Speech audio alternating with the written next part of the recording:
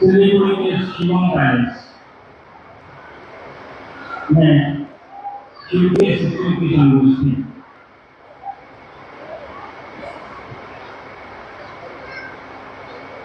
संगोष्ठी का मतलब होता है आपस में बातचीत करना,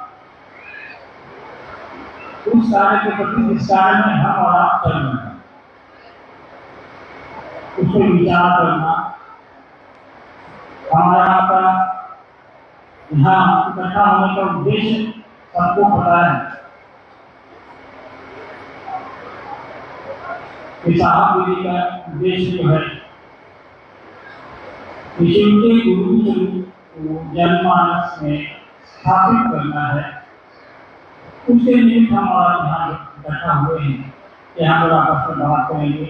हम लोग इतनी दूर से आए हैं चल के आपसे मिलने के लिए, आप लोग यहाँ बैठे हैं।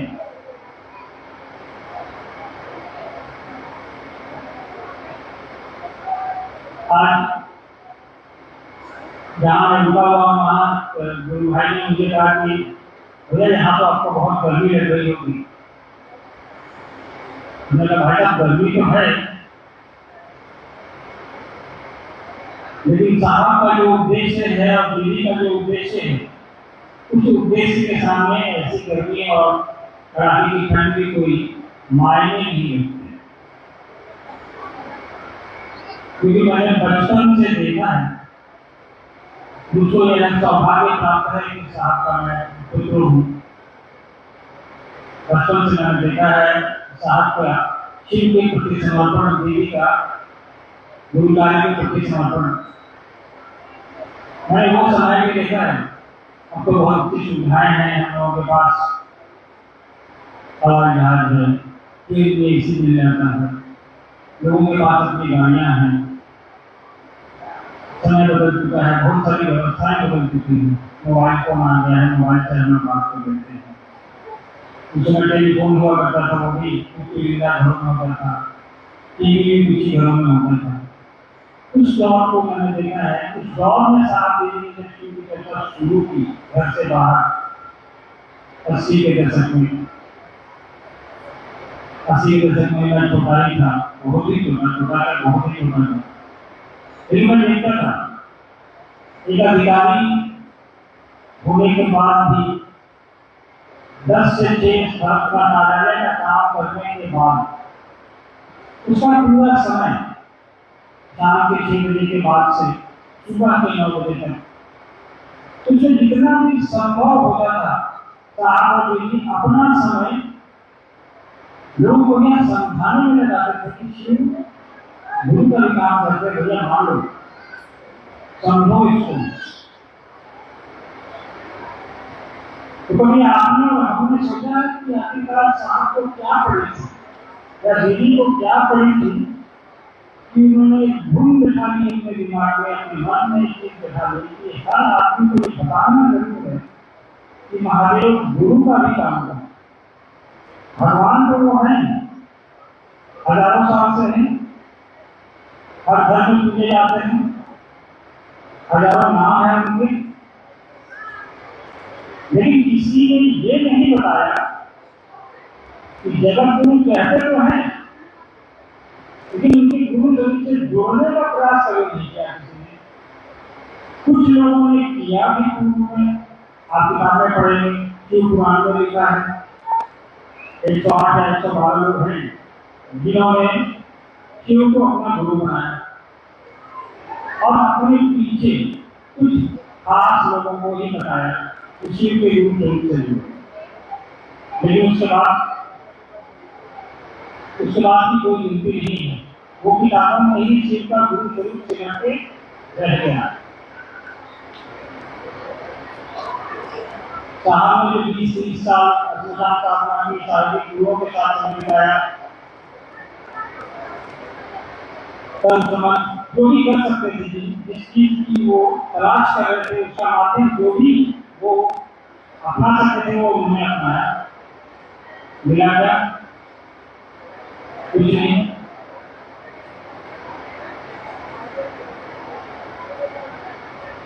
साहब ने तो कई साल शमशान में गुजारे, ये सोचते कि हो सकता है यहाँ पर हमें कई वर्ष शारीरिक गुरुओं के सानिध्य में बिताए, हो सकता है इनसे कुछ काम हो जाए, वहां से नहीं हुआ।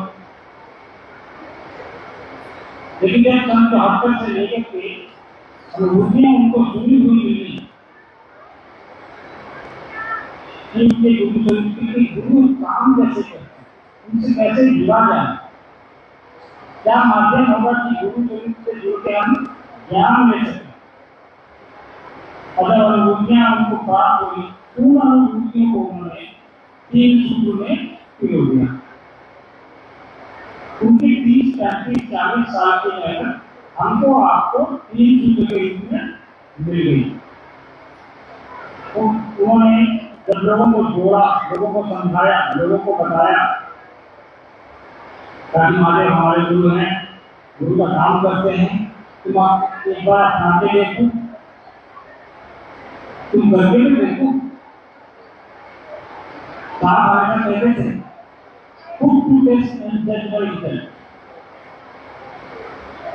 अरे पहले आप बटन दबा के देखिए कि बल्ब में ताकत है कि नहीं है, जलता है कि नहीं है। आपने बटन दबाया ही नहीं है और सोच रहे हैं कि बल्ब रोशनी नहीं करता हो, यही शुरू होगा, तो हमें बटन दबाना। साहब ने कहा कि दबाइए कुछ बनाने के लिए 3 तरीके समझा दें, इसको करिए। क्योंकि गुरु से जब आप जुड़ेंगे तो आप में जो अनुभूतियां होंगी, आपके जो परिवर्तन आएगा, वो आपको वही आपकी अनुभूति, वही लोगों को बताना, लोगों को उससे जोड़ना। साहब ने कहा कि ये कल्याण का काम है, हम अपना कल्याण को कर ही रहे हैं अपने आप को इनके गुरु से जोड़कर, दूसरे को बताकर हम उसका भी कल्याण कर रहे हैं।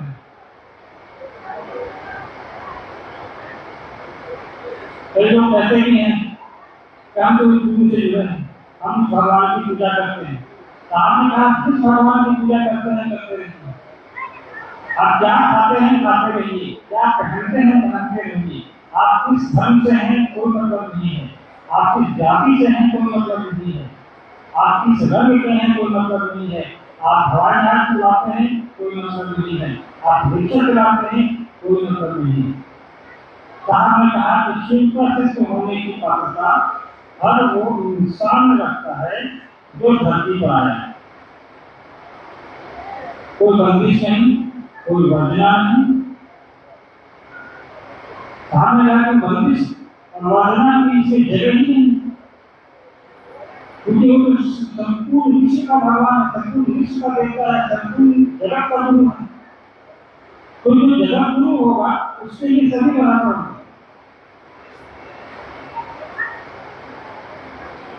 जो महादेव है, हर चीज उसमें निहित है, कुछ भी नहीं है ऐसा जगत का तो उनके उनसे न निकली है। तो वो कैसे हमें आप में फर्क कर सकता है, वो नहीं कर सकता। हम और आप भी न करें, इसका ज्ञान कौन देता है? इसका ज्ञान गुरु दे। तो पहले गुरु बनाओ। भगवान के रूप में तो हजारों साल से हम पूज ही रहे हैं, प्राप्त भी कर रहे हैं परिणाम। भगवान के रूप में हमने उनसे गाड़ियां मांगी, घर मांगा, ऐश्वर्य मांगा, पैसे मांगे, अपनी मनोकामनाएं मांगी, सब कुछ आपको हमको मिलता आया है आज तक। लेकिन उसका इस्तेमाल कैसे हो, उसका ज्ञान हम लोगों ने नहीं मांगा उनसे। ठीक उसी तरह कि हम आपसे कहें कि हमको एक हवाई जहाज दीजिए यहाँ से रांची जाने के लिए, आप दे भी देंगे कि अन्नू भैया मांग भी रहे, दे दो इनको जहाज, लेकिन उसको उड़ाने का ज्ञान तो आपने मुझे सिखाया ही नहीं। तो वो आवश्यक है, सबसे जरूरी। ज्ञान के अभाव में सांसारिक चीजों का उपयोग जो है वो घातक हो जाता है, इसीलिए गुरु की जरूरत पड़ती है। साहब ने कहा जब गुरु की आवश्यकता है तो जो सबसे बढ़िया है उससे जुड़ जाओ। न पैसे लगने हैं, न दीक्षा लेनी है, न दीक्षा देनी है, कुछ लगता नहीं है। 24 घंटे में 3 काम बताया साहब ने। कर लीजिए उसको। साहब ने एक माध्यम दे दिया, कहा कि इसको करो। उन्होंने कहा कि इंसान को मत पकड़ो। साहब ने कहा मैं माध्यम जरूर हूं, लेकिन मैं रास्ता दिखा रहा हूं, मैं सीढ़ी बता रहा हूं कि सीढ़ी में चढ़ के वहां तक तुम पहुंच जाओ।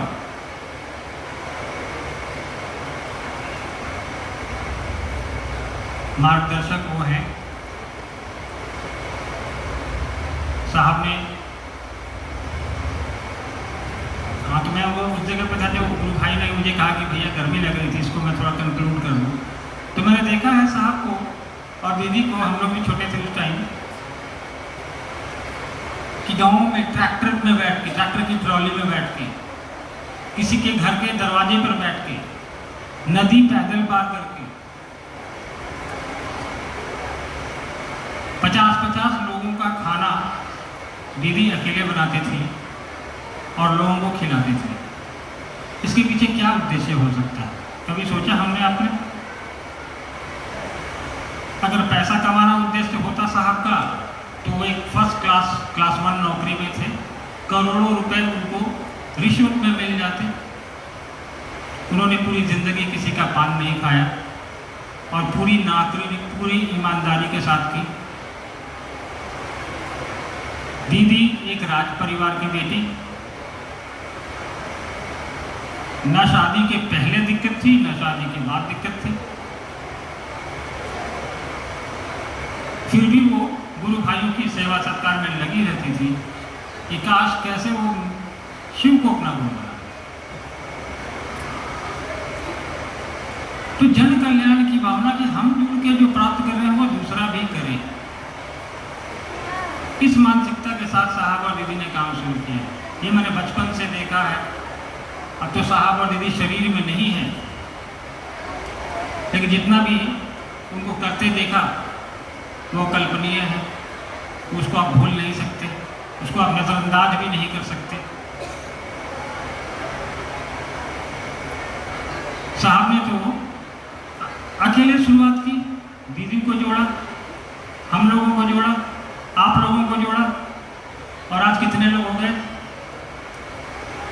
हमारी जानकारी में हिंदुस्तान के कम से कम 10 देशों में हमारे आपके गुरु भाई गुरु बहन मौजूद हैं। हिंदुस्तान का कोई ऐसा राज्य नहीं है जहां पे शिव को गुरु मानने वाले लोग नहीं हैं। ऐसा क्यों? एक अकेले शख्स ने करोड़ों लोगों को जोड़ दिया। कुछ न कुछ तो लोगों को अनुभूत हुआ ही होगा, कुछ न कुछ तो प्राप्त हुआ ही होगा, तभी इतने लोगों ने गुरु स्वरूप को अपनाया, शिव के। साहब की बातों पर अमल किया, साहब ने जो तरीका बताया उसको अपनाया, उसको समझने की चेष्टा की, प्रयास किया कि उसको आत्मसात करें अपने अंदर। साहब ने जितनी सरल भाषा में लोगों को समझा दिया, शायद विश्व में कोई ऐसा नहीं है मेरी समझ में आध्यात्मिक इंसान जिसने बिल्कुल सरल भाषा में लोगों को शिव से, उसके गुरु स्वरूप से जोड़ दिया। अव्वल तो शिव के गुरु स्वरूप से किसी ने आज तक जोड़ा ही नहीं जनमानस को। साहब ने शुरुआत की और उसका परिणाम दिख रहा है। आज इस शिवम पैलेस में आप 3000 लोग, 4000 लोग बैठे हैं, अपना समय निकाल कर आए हैं, अपना पैसा लगा कर आए हैं, अपने बच्चों को घर पे छोड़ के आए हैं, अपने माँ बाप को घर पे छोड़ के आए हैं, अपना ऑफिस छोड़ के आए हैं, कोई अपना बिजनेस छोड़ के आया होगा। क्यों? आपको यहाँ आने के लिए किसी ने पैसे नहीं दिए, आपने पैसे लगाए हैं। क्यों लगाए? कुछ ना कुछ तो आपको अनुभूत हुआ होगा। कोई एक ऐसा आदमी बताए जिसको यहाँ के आयोजक ने कहा हो कि भाई तुम आओ, तुमको 200 रुपये देंगे हम। कोई है एक आदमी हाथ उठाओ? नहीं है ना। सारे लोगों ने अपनी जेब के पैसे लगाए यहाँ तक पहुँचने के लिए, इस व्यवस्था को बनाने के लिए कि मिलेंगे गुरु भाइयों से बात करेंगे, अनु भैया आ रहे हैं, भक्का दीदी आ रही है, ये माइक लगा है, ये लाइट लगी है, ये टेंट लगा है, आप आए होंगे, आपका भाड़ा लगा होगा। ये बताता है कि शिव के गुरु स्वरूप से आपका और हमारा जुड़ाव है, और जुड़ के हम और कुछ न कुछ प्राप्त कर रहे हैं, कुछ न कुछ हमको आपको मिल रहा है। ये तो दुनिया इतनी स्वार्थी है कि बिना मिले कोई नहीं जाता। आपने शिव को अपना गुरु बनाया है, ये आप में बदलाव आ रहा है तभी आप यहाँ तक पहुंचे हैं। ये कोई राजनीतिक रैली नहीं थी, या यहाँ कोई हेमा मालिनी तो आई नहीं है। ये आपका स्वपूत, आपका स्वभाव, आपका मन आपको खींचकर यहाँ तक ले आया, आपको मजबूर किया कि नहीं हमको चलना है वहाँ। गुरु भाई गुरु बहन आएंगे, उनसे मिलेंगे, उनसे बात करेंगे, महादेव की चर्चा होगी, कुछ साहब दीदी की बात होगी। तो अब हमारा आपका जो उद्देश्य है वो साहब दीदी का उद्देश्य दोनों का एक ही। साहब और दीदी शरीर में अब भले ना हो, लेकिन उनका जो उद्देश्य है उसको चलाने की जिम्मेवारी तो हमारी आपकी अब और बढ़ जाती है।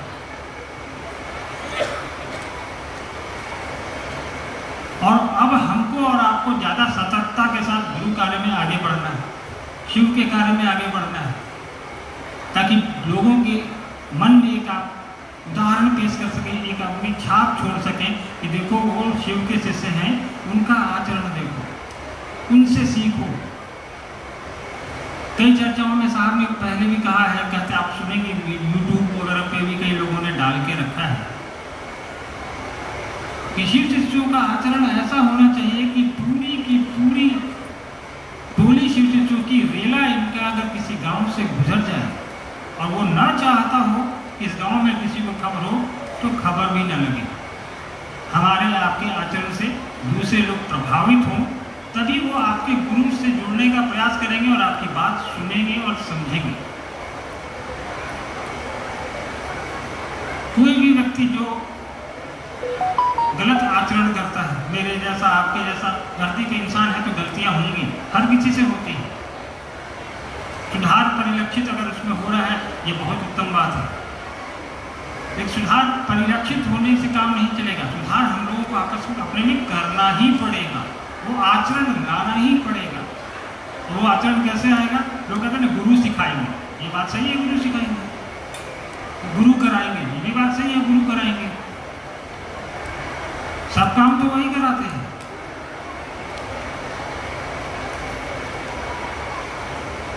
साहब जब शरीर में थे तो एक महिला ने, गुरु बहन ने कहा कि साहब गुरु कार्य नहीं हो पा रहा।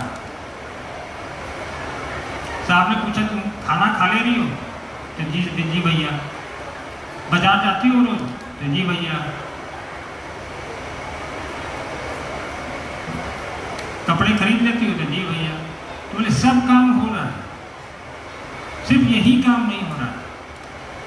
इसके पीछे मंथन करने की जरूरत है कि हम और आप सारा काम जो कर रहे हैं उसमें आप गुरु की चाह नहीं देख रहे, गुरु का काम नहीं हो रहा है। ये हमारे और आपके मन को स्थिर किए बिना नहीं होगा। जब तक हमारा आपका जुड़ाव गुरु स्वरूप से उनके नहीं होगा, 3 सूत्र ईमानदारी से हम और आप नहीं करेंगे, तब तक नहीं होगा। कई लोग कहते हैं कि भैया 3 सूत्र नहीं हो पाता है, 108 बार नमः शिवाय नहीं कर पाते हैं। साहब ने उसका भी निचोड़ दिया। हमने कहा ना कि साहब ने इस पूरी विधा को इतना हल्का कर दिया, इतना सरल कर दिया, इतना सुलभ कर दिया कि कोई भी आदमी कर सकता है। 108 बार लोग कई लोग नहीं हो पाता, साहब ने कहा टुकड़े में करो, 24 घंटा में 108 बार करो। एक बार में नहीं होता, एक बार में 10 बार कर लो, एक बार में 2 बार कर लो, एक बार में 5 बार कर लो। तो तोड़ तोड़ के टुकड़ों में करने की भी विधा साहब ने बता दी। अब क्या किया जाए? इतना भी हम और आप कर लें तो हमारे और आपके दिमाग में, मन में यह बैठेगा, और ये जो बैठेगा तो इसका असर हमारे आपके और आपके, जब हमारे अंदर बैठेगा, हमारे अंदर परिवर्तन आएगा तो लोगों को दिखाई देगा कि देखो ये शिव का शिष्य बना है, इसके अंदर परिवर्तन परिलक्षित हो रहा है, दिख रहा है। ये जरूरी है। हम आप यहाँ बैठे हैं, अभी मैं आ रहा था, अभी जब कार्यक्रम ये शुरू होने वाला था, थोड़ी देर बिजली कटी हुई थी। जितना शोर अभी मैं माइक से बोलने से नहीं हो रहा है, उससे ज़्यादा शोर यहाँ बैठे लोग कर रहे थे बगैर माइक के। गाड़ी अंदर आई, गाड़ी के पीछे 500 लोग दौड़ रहे थे। क्यों दौड़ रहे थे? अरे गिर जाएंगे, चोट लग जाएगी, किसी की टांग टूट जाएगी, किसी का सर फट जाएगा, किसकी बदनामी होगी? अर्चित आनंद की नहीं होगी, बरखा जी की भी नहीं होगी, न यहाँ के आयोजक की होगी, किसकी होगी? लोग कहेगा शिव चर्चा में गए तो टांग तोड़वा के आ गया, और क्या होगा? किसी का सर फट गया, गया था शिव चर्चा में, सर फट गया। हम आप लोगों से अनुरोध करेंगे कि अपना हमारा आपका आचरण भी वैसा ही होना चाहिए जैसा हमारे गुरु का हो।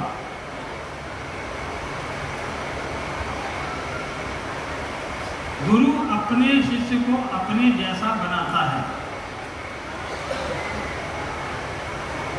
ऐसा ही होता है ना। ज्ञान में ज्ञान देता है शिक्षक अगर, तो अपने चेला को क्या बनाता है? अपने जैसा बनाएगा। आप कुश्ती पहलवानी करने वाले के पास जाएंगे तो वो आपको क्रिकेटर नहीं बनाएगा, वो पहलवान ही बनाएगा। आप महादेव से जुड़ने के लिए हम और आप इकट्ठा हुए हैं, तो उससे जुड़ने की जो विधा साहब ने दी है उसको अपनाएंगे तो गुरु अपने जैसा शिष्य को बनाता है। तो ये हमारे आपके आचरण में परिलक्षित होना चाहिए, दिखना चाहिए। हमारे आपके आचरण से किसी को कष्ट न हो, किसी को परेशानी न हो, तब ज़्यादा आनंद आएगा लोगों को शिव के गुरु स्वरूप से जोड़ने में। अभी बरखा जी आएंगे आप लोग के बीच, बात करेंगे। मैं तो ज़्यादा बोलता नहीं है, लेकिन बोल के जो उनको लगता समय भी ज़्यादा ले लिया आप लोगों का मैंने। मैं व्यवस्थाजनित बातें करता हूँ ज़्यादातर। हम लोग सिल्लीगुड़ी आए हैं, आप लोगों से मिलने आए हैं। संगोष्ठी साहब की 2011 में हुई थी यहाँ पे, मुझे लगता है किसी स्टेडियम में हुई थी। कहाँ हुई थी? इंडोर स्टेडियम में हुई थी, हाँ, वो रेलवे वाले में। उसके बाद बरखा जी की एक संगोष्ठी हुई है। आज हम लोग आप लोगों से मुलाकात कर रहे हैं, ये भी एक संगोष्ठी ही है। साहब की बनाई व्यवस्था है ये, साहब की और दीदी की ये बगिया है जो शिव शिष्यों से भरी पड़ी है। इसको हम लोगों को ठीक रखना है, इसको आगे बढ़ाना है और सुंदर बनाना है। ऐसा करके जाना है कि सिल्लीगुड़ी में अगली बैठक न हो, अगला कार्यक्रम हो, किसी बड़े मैदान में हो, इस उम्मीद के साथ कि ज़्यादा से ज़्यादा लोग तक आप अपने गुरु की बात पहुंचा पाएंगे, साहब और दीदी का संदेश पहुंचा पाएंगे।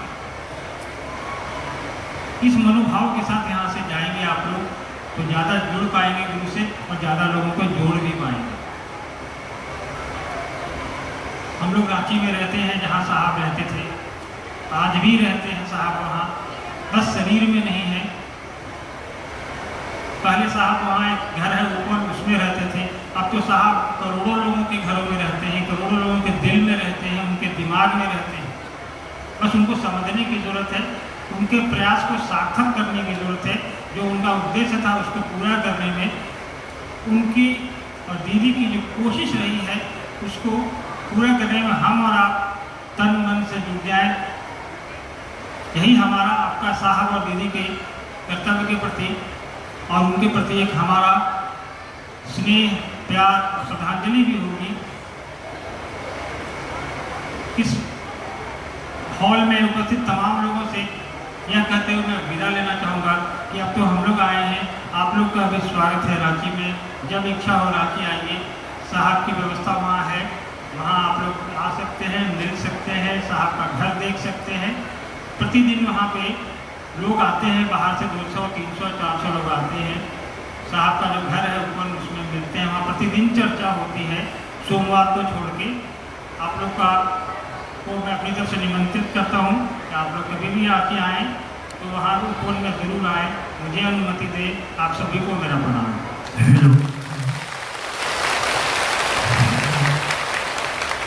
अभी हम लोगों ने सुना अनु भैया से अपनों से अपनी बात, और मैं हमारा भजन अभी हम लोग सुनेंगे, लेकिन हम चाहेंगे इस बीच में जिनको पानी पीने की जरूरत हो आप पानी भी पी लें धीरे धीरे। अभी फिर इसके बाद हम बरखा दीदी हमारे आपके बीच आएगी, हम लोग बरखा दीदी से निवेदन करेंगे। एक छोटा सा भजन के बाद आपकी ओर से कुछ जिज्ञासा भी आई है छात्रों से, उस पर भी हम लोग बात करेंगे। आइए एक भजन जिसमें शिष्य अपने गुरु से गाना है, गुरु पैया लागू नाम लखाई की जोड़ी।